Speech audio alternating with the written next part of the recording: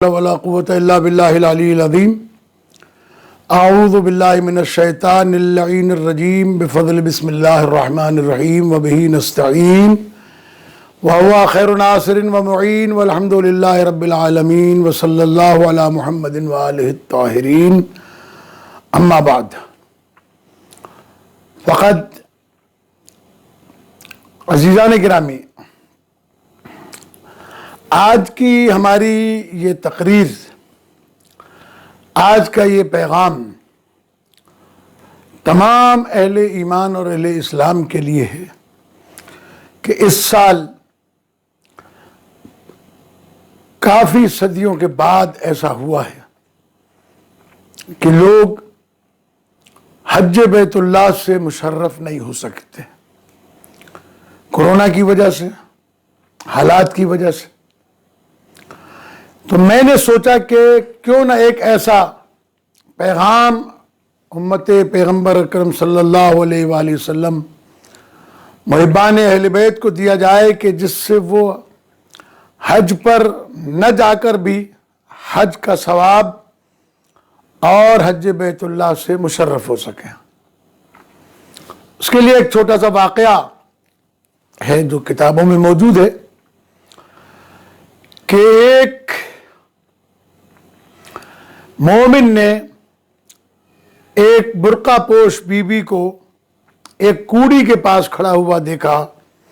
جہاں ایک مری ہوئی مرغی پڑی تھی۔ اس نے تعاقب کیا اس خاتون کا، معلوم ہوا کہ اس خاتون نے وہ مری ہوئی مرغی اٹھائی اور جلدی سے اپنے برقعے کے اندر کی اور ادھر ادھر دیکھ کے اپنے گھر کی طرف تیز قدم سے دوڑی، لیکن یہ مومن اس کے پیچھے پیچھے چلا اور اس کے دروازے تک پہنچا۔ جب وہ دروازے سے گھر میں داخل ہونے لگی تو اس مومن نے آواز دے کے کہا کہ بی بی، تمہیں معلوم ہے کہ یہ مردار ہے اور مردار شریعت محمدی میں حرام ہے، یہ مری ہوئی مرغی تم کس لیے لائی ہو؟ کہا کہ تمہارے لیے مردار ہو سکتی ہے۔ اس مومنہ نے کہا میرے لیے مردار نہیں ہے، اس لیے کہ میرے بچے کئی وقت سے فاقد سے ہیں، لہذا میرے لیے یہ مرغی حلال ہے، تمہارے لیے حرام ہو سکتی ہے۔ یہ گھبرا گیا، کانپ گیا۔ مومن تھا، اہل ایمان تھا، اہل ضمیر تھا۔ اس نے مومنہ سے کہا کہ تم یہ مرغی پھینک دو، میں تمہارے کھانے پینے کا بندوبست کرتا ہوں۔ اس سال اس مومن نے حج پہ جانا تھا۔ یہ گھر گیا اور جتنا بھی اس نے زاد راہ حج کے لیے جمع کیا تھا وہ سارے کا سارا لا کر اس مومنہ کو دے دیا۔ اس کے ساتھی جب حج پہ جانے لگے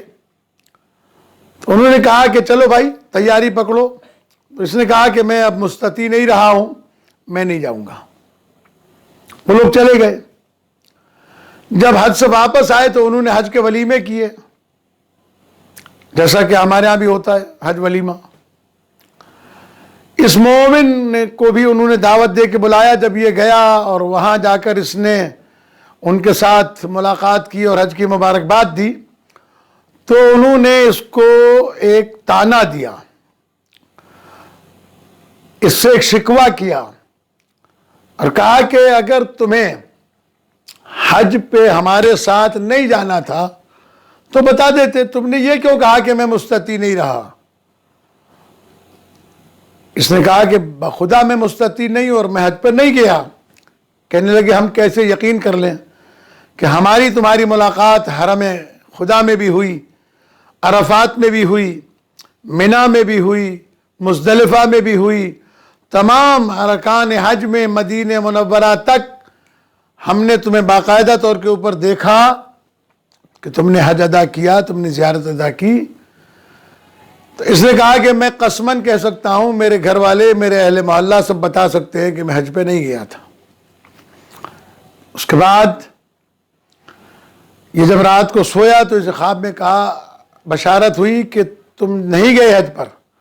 لیکن چونکہ تم نے اپنے حج کا پورا ایک سامان، پورا حج کا ایک جو تمہارے پاس زاد راہ تھا وہ تم نے یتیم بچوں اور بیوہ کی پرورش اور ان کی بھوک مٹانے کے لیے خرچ کر دیا، انہیں دے دیا، اللہ تبارک و تعالیٰ نے تمہاری شکل کا ایک فرشتہ خلق کیا، وہ فرشتہ جو ہے تمہارے نیابت میں اس نے حج کیا ہے، اور اللہ تبارک و تعالیٰ نے اس سے تمہاری شکل میں خلق کر کے تمہاری حج کو انجام دلوایا ہے۔ تو یہ نسخہ مجھے آپ کو بتانا تھا کہ آپ گھر بیٹھے بھی آپ وہی حج کا پورا جو آپ کا ثواب ہے، بلکہ میں کہتا ہوں کہ اگر آپ حج کریں گے تو آپ کی حج میں نقص رہ سکتا ہے، عیب رہ سکتا ہے، غلطی ہو سکتی ہے، لیکن جب آپ کی نیابت میں ایک فرشتہ حج کرے گا تو ظاہر ہے کہ فرشتہ معصوم ہوتا ہے، اور معصوم کے عمل میں خطا نہیں ہوتی ہے۔ اس لیے میری گزارش ہے ان لوگوں سے کہ اگر یہ روایت، یہ بات سمجھ میں آ جاتی ہے تو پھر اس سال اپنے حج کی رقم کو اپنے عزیز، غریب، پڑوسی اور اپنے جاننے والوں میں کسی کے پاس گھر رہنے کے لیے نہیں ہے، جھوپڑی ہے، خراب گھر ہے، رہنے کے قابل نہیں ہے، ان کا گھر بنوا دیں۔ کسی کے گھر میں پانی نہیں ہے، نل کا لگوا دیں۔ چار دیواری نہیں ہے، چار دیواری کرا دیں۔ گھر کے اندر مثلاً دروازہ نہیں ہے، کھڑکی نہیں ہے، چھت کا پنکھا نہیں ہے، پنکھے نہیں ہیں بجلی سے بچنے کے لیے، اور وہ ضروریات جو ان کی زندگی کے لیے اہم ترین ہیں، وہ ضروریات ان کی پوری کرا دیں۔ میں وعدہ کرتا ہوں کہ اگر آپ نے یہ عمل انجام دیا اور اس رقم کو جو آپ نے حج کے لیے مختص کی تھی، اگر اپنے مومن فقراء اور غریب برادرز میں پوری طریقے سے خرچ کیا